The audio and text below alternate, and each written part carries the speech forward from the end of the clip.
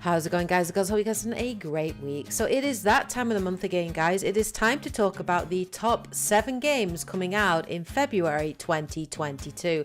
So let's kick this off. Beginning this month is Dying Light 2 Stay Human.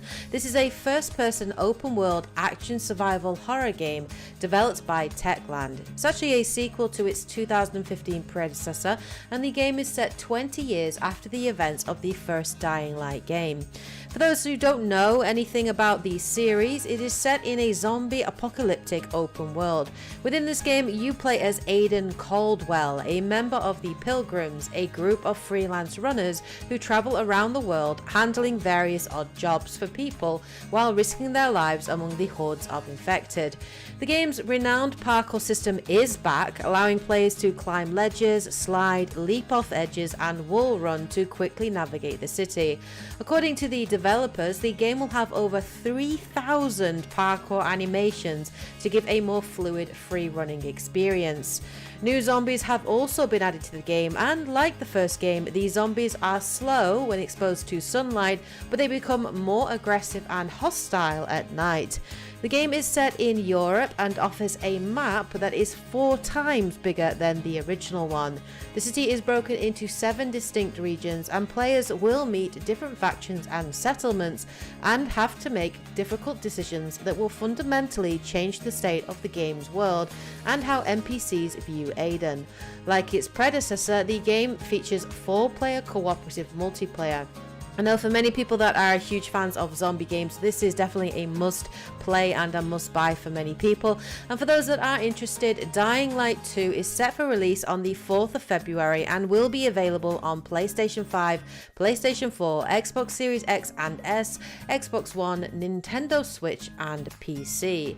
The second game coming in this month is Ollie World. This is an action 2D platforming skateboarding game developed by Roll7.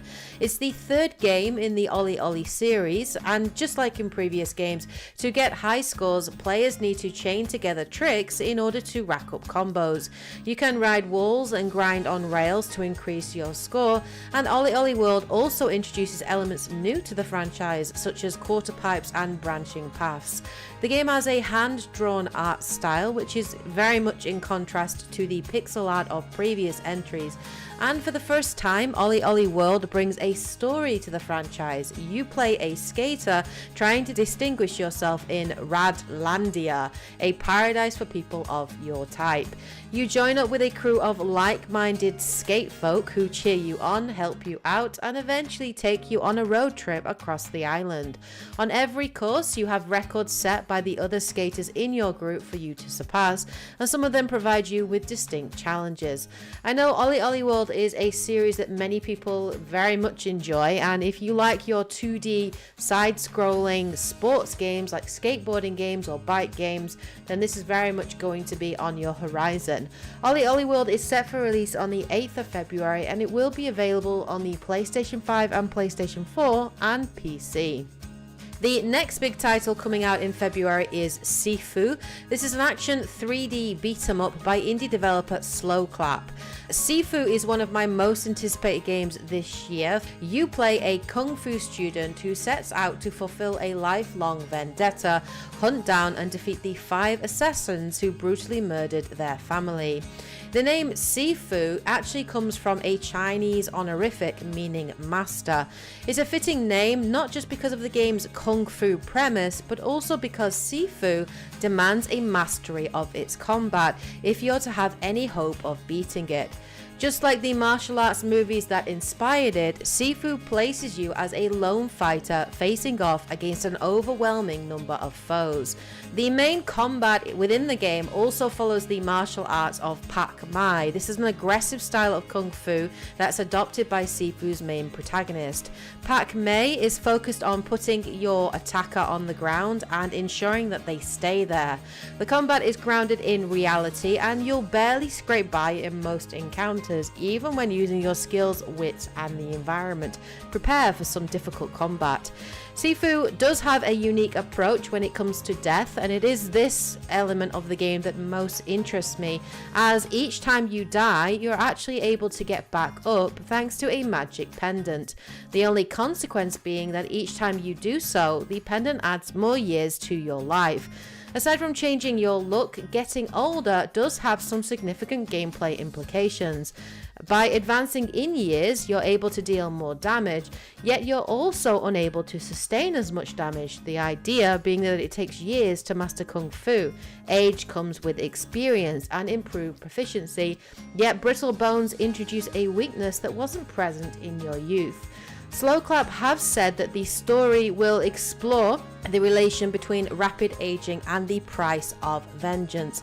Sifu looks incredible, the art style looks really interesting, but it is that combat that has me the most interested, and it is set for release on the 8th of February and will be available on the PlayStation 5, PlayStation 4 and PC. The fourth game coming out this month is Crossfire X. This is a tactical first-person shooter co-developed by Remedy Entertainment and Smilegate. It is the third installment in the Crossfire series. Remedy Entertainment worked on the game's single-player campaign, while Smilegate Entertainment led the development of the game's free-to-play multiplayer portion. The free-to-play multiplayer component is similar to Counter-Strike Global Offensive, which sees two opposing teams representing two hostile private military factions compete in game modes to complete objectives, like for example planting bombs or defusing a bomb. The single player portion, which would not be free to play, consists of several operations. Each operation includes several episodes. At launch, there will be 2 operations available, and the story explores a global conflict between Blacklist and Global Risk, 2 private military factions. Crossfire X is set for release on the 10th of February, and it will be available on the Xbox Series X and S and the Xbox One. The fifth game coming in this month is Horizon Forbidden West. This is an action RPG developed by Guerrilla Games, and it is the sequel to 2017's Horizon Zero Dawn, one of the best games I played that year. Horizon Forbidden West continues the story of Aloy as she leads a band of companions on a quest to the arcane frontier known as the Forbidden West to find the source of a mysterious plague that kills all it infects. On her journey across these uncharted lands, Aloy encounters new and unfamiliar regions ravaged by massive storms and deadly new machines. As we have seen from trailers, she also comes into conflict with an army of nomadic raiders who have managed to tame the machines to use as wall mounts. The Forbidden West is very much inspired by the states of California, Nevada, and Utah, and players will get to explore a vast array of environments and ecosystems, including lush valleys, dry deserts, snowy mountains, tropical beaches, and ruined cities. The game will feature a multitude of recognizable locations, including a ruined San Francisco and the Yosemite Valley. The map will be larger than in the previous game, filled with secrets that lie beneath the ruins from the world of the old ones. One of the main new additions to the sequel is the element of underwater exploration. Players will be able to uncover the mysteries beneath the surfaces of seas, lakes, and rivers. The game will also feature enhanced melee combat, revamped climbing mechanics, and improved traversal options over the original game, with the addition of the Valor Surge system, freeform climbing, and tools such as the shield wing, focus scanner, diving mask, and pullcaster, which we have seen used in gameplay footage shown so far. Horizon Forbidden West is one of my most anticipated games this year. It looks absolutely gorgeous and I cannot wait to jump in and check it out. And it is set for release on the 18th of February and will be available exclusively on the PlayStation 5 and PlayStation 4. The sixth game coming out this month is Monarch. This is an RPG developed by Lankas, a game designed by former Shin Megami Tensei developers. Monarch takes place inside Shin Mikado Academy, a high school enveloped by a mysterious mist that drives the students mad as they become sealed from the outside world by a barrier. The player is part of a group of students who gain the ability to enter an other world where the demons empowering the mist must be defeated. Monarch is a tactical role-playing game with combat similar to Lost Dimension, which is Lancaster's previous title. Rather than a turn-based RPG like Shin Megami Tensei, Monarch is much more strategic. Each playable character in the field will be paired and fight alongside their fiend.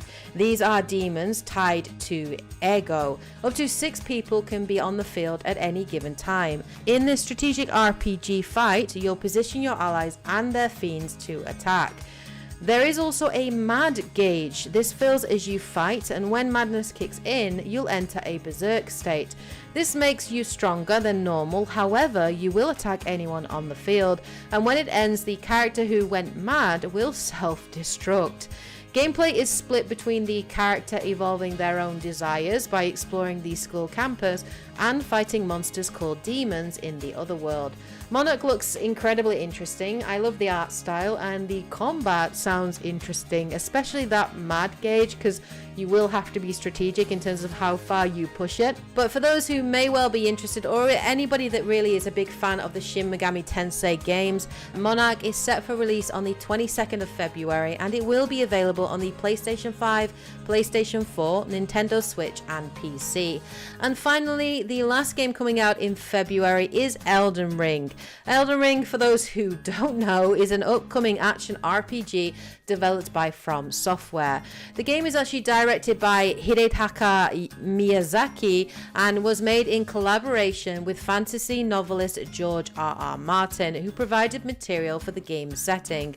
Elden Ring takes place in the realm of the lands between, sometime after the destruction of the Elden Ring, which has been scattered into shards called the Great Runes. The realm is now ruled over by the demigod offspring of Queen Marika the Eternal, each possessing a shard of the ring that corrupts and taints them with power. As a tarnished, players must traverse the realm to ultimately find all the Great Runes, restore the Elden Ring, and become the Elden Lord. With gameplay focusing on combat and exploration, From Software for the first time have introduced an open world setting which has 6 main areas, as well as castles, fortresses and catacombs scattered throughout the map.